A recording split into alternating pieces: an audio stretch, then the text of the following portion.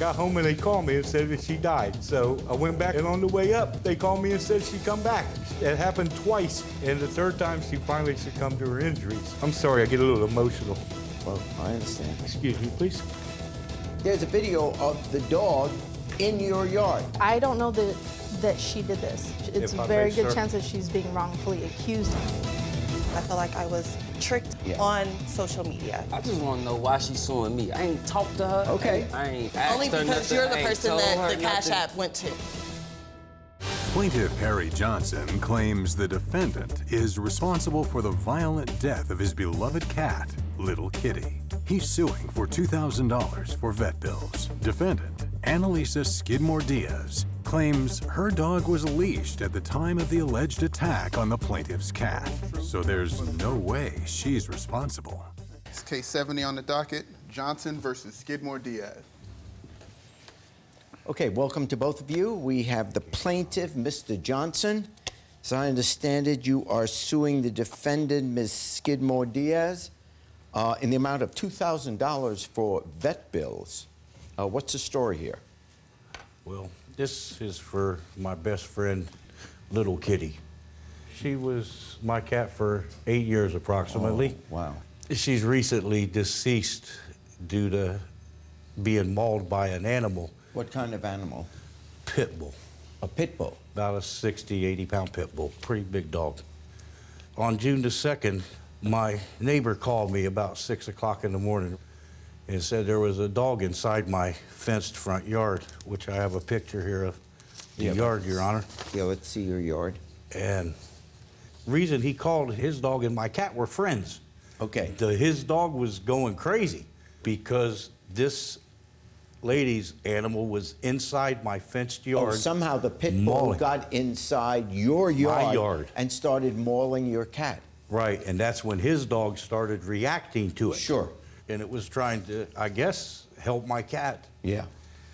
He called me, I come downstairs, come out the front door, and I look into the yard, and the picture that you had the view of there, the cat is up toward the front where that white spot is to the right side center of the picture. Is that the dog we're That's looking at? the dog, That's sir. the pit bull. That's the pit bull. And I looked over and seen the cat in the yard, and the dog was running out to the cat, continuing to attack the cat. Obviously, the cat's back was broke and been tore up, but the little cat was still fighting for her life. So I started hollering at the dog to get away from the cat, to leave the cat alone. And I distracted the dog, and the dog come to the fence, and I had keys to the gate. I was going to open the gate and let the dog out so I could see if my cat was all right and to get the dog away.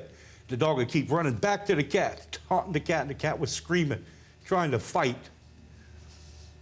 I called the police.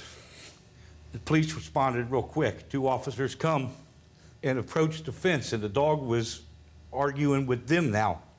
The police called animal control to respond quick. The officers were standing outside into the street, the alleyway.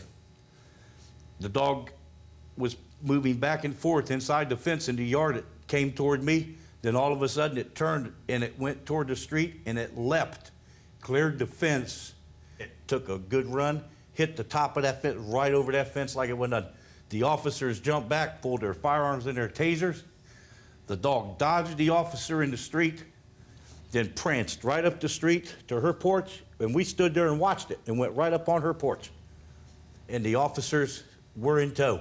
As soon as the officers were gone, I had my keys, I opened the gate, hollered for my wife to bring me a towel to make a sling, to carry my cat out, and I got my cat and went to MedVet.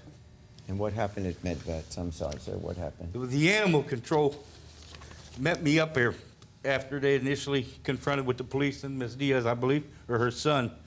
And this is a photo of my baby fighting for her life here. I stayed up here for a while and they told me to go home. So I headed home. I got home and they called me and said that she died. So I went back up, and on the way up, they called me and said she'd come back. It happened twice during the course of the day. And the third time, she finally succumbed to her injuries. That was my friend for a long time. I'm sorry, I get a little emotional. Well, I understand. Excuse me, please. Okay, Let me hear from you. So, firstly, my dog is, her name is Luce, and we purchased her from a lady that, in this note that she sent to me, she calls her Minnie. That was her previous name. But it's a statement from her that where she has other animals as well and has had no problems with the dog. Yeah, I'll take a look at that. Now, my dog has been targeted because she is a pit bull. I'm a big supporter of the breed. I know that that day in question, like, I was training my dog to be a support animal. Yes. So my dog is an individual that she has gear on her. I've taken her inside of grocery stores. Like I said, I have a cat that is still living. We've had her for almost 8 years now. But there was a reference in your statement, which you wrote, is when we first got her, your pit bull, Yes. there was one small incident that accidentally happened. She killed a small, delicate kitten on the porch. She did. There was a cat. But that ever came- since then, she's been cat friendly. And I understand, and I'm not here to condemn all pit bulls and all of that. You may have had some kind of an argument if his cat had come into your yard where you have a right to keep your pit bull and the cat would have been mauled. That makes it a little bit of a different case. But the law is very clear. This is your animal, and if your animal leaves your property, there is a leash law. There's a reason for those leash laws. And it's not just against pit bulls. It's against dogs just biting people. And sometimes they don't just bite people or other animals because they're angry. They're playing. They don't know. I do understand that, Your Honor, but again, the dog, I don't know that she did this. It's If a I very may, good sir. chance that she's being wrongfully accused in this instance. As I because understand it, we were There's a looking at- video. There's a video of the dog in your yard. Being very aggressive. In your yard is what Yes, I sir. want to know. Yes, it's in my yard, sir. The fact that a pit bull would jump a fence and be in the yard with the cat, and then the cat there is dead, or just about Yeah, dying, almost dead. and then the dog jumps and runs away, it's pretty reasonable to assume that that's the dog that bit the cat. We need some justice for That's little kitty. assuming In my that- tradition, that that is father bought for assuming two that it zero. Let's is look at the actually my video. Let's dog. look at the video. Let's look at the video, yes. Yeah. You killed my cat, you son of a bitch. In my, you know. And that is your dog. I have no idea. It doesn't have a collar on it. Come on. That's your dog. I don't know. How can you have a dog and not know what it looks like? Well, the bottom line here, Your Honor, is that when I walked my dog that morning, she had a leash and a collar on. And the I dog walked just her from walked at to your 3:30 in the house. morning or at 4 starting off, and we were out for hours to where she was exhausted. We came to the house, and once we got to the house, then she got away from me. But she had her collar and her leash. So when she got loose from me, then I started chasing her around the block, trying to grab her, and I couldn't catch her.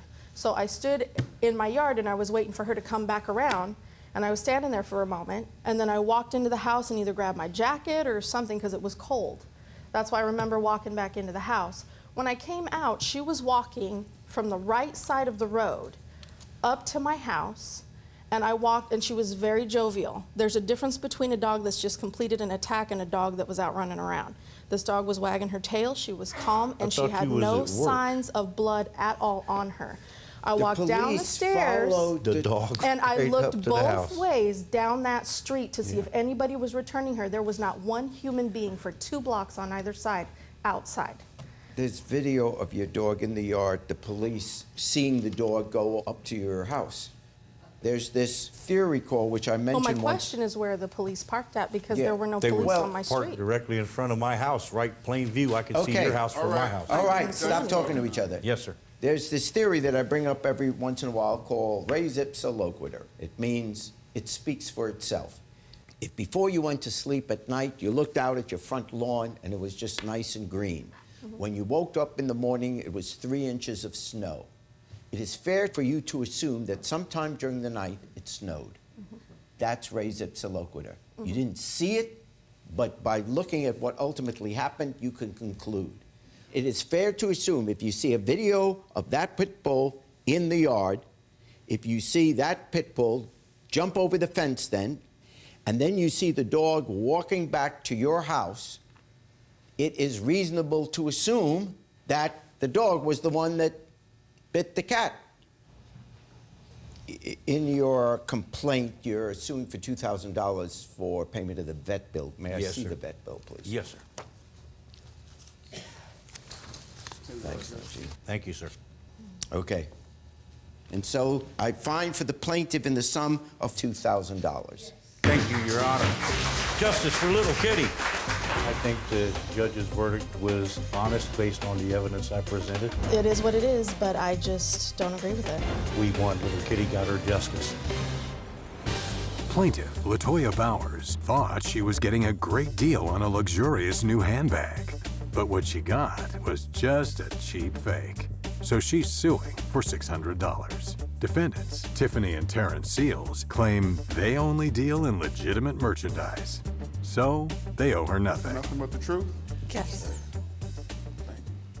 Case number 64 on the docket, Bowers versus Seals.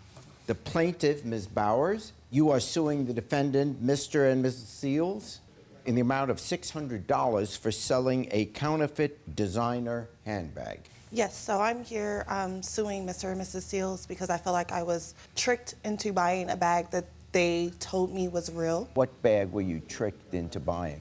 Mrs. Seals had sold me a Louis Vuitton handbag. Did you go into the store and... No, so my relationship with Mrs. Seals, I know her via Facebook. She was doing my nails for the past 3 years. Yes. For the past couple of years, she has always told me that she sells luxury brands for a discounted price. She told me that there's pictures that I can look at and then I On can her make a website, purchase yeah. on social media. And you saw that and... So when So I you saw the inquired. handbag, I inboxed her inquiring how can I purchase the bag. How's he tricked?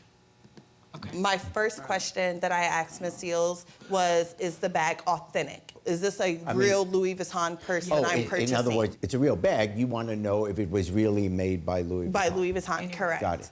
On that Facebook post, someone else had inquired, can they take the bag to the Louis Vuitton store before making the purchase? Yeah. And Tiffany stated to that person, you can do what you want after the bag is purchased. Okay. I then got in her inbox and I inquired, I said, Tiffany, is this bag authentic? She said, yes, it is You legit. have a copy of that? Yes, sir. I do have a copy of that May conversation. I see that, please? Tiffany's response was, yes, the bag is legit and it comes with all the paperwork. Her original asking price was $675. We agreed on $575. By 1 o'clock in the afternoon, I then cashed out Mr. Seals. I have a receipt of that. I was under the impression that once I'm looking at the email here. It said, yes, they are legit. They come with papers. Do you have the papers? I don't. My distributor, actually, he didn't send me the papers. He was supposed to.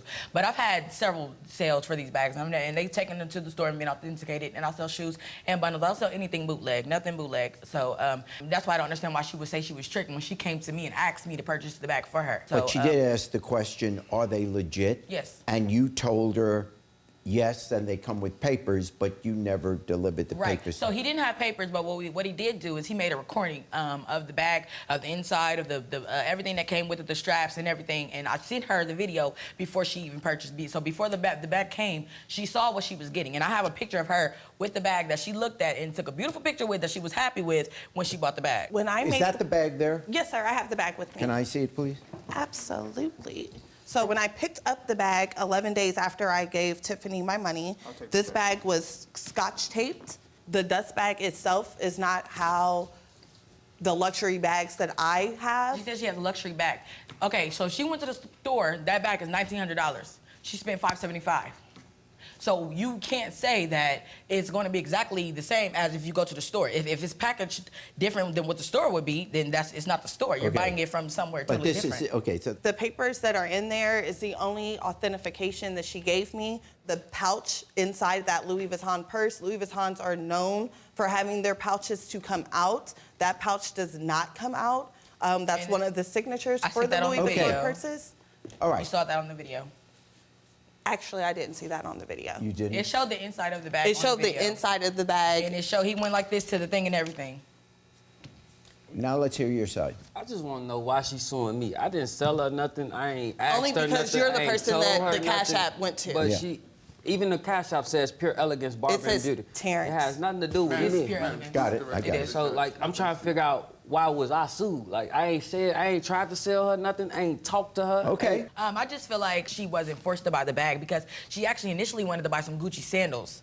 And then she came to me and wanted to buy the Louis Vuitton bag. Everything I sell is quality. I sell bundles, I sell shoes. Everything that I sell is quality. So for her to even feel like she want a refund, I sold several bags and they've taken them to the stores and they've been authenticated. Let's say, and you guys know more about it than I do, the purse in the middle doesn't come out. Let's say that's a giveaway. Why wouldn't you know that then, that, wait, I got to tell you before we make this deal? If she knew that was supposed to come out, then she should have did that all when she was looking at the bag. So here's my question. Being knowledgeable, if you know you're buying a Louis Vuitton bag for $600, $575, on a bag that normally costs $1,500, if you had paid $1,500, I would say you got ripped off. But you didn't spend $1,500. You spent $575, which, walking down the street, and it looks like a Louis Vuitton, you're getting the approval of other people. Wow, that's a cool bag she has.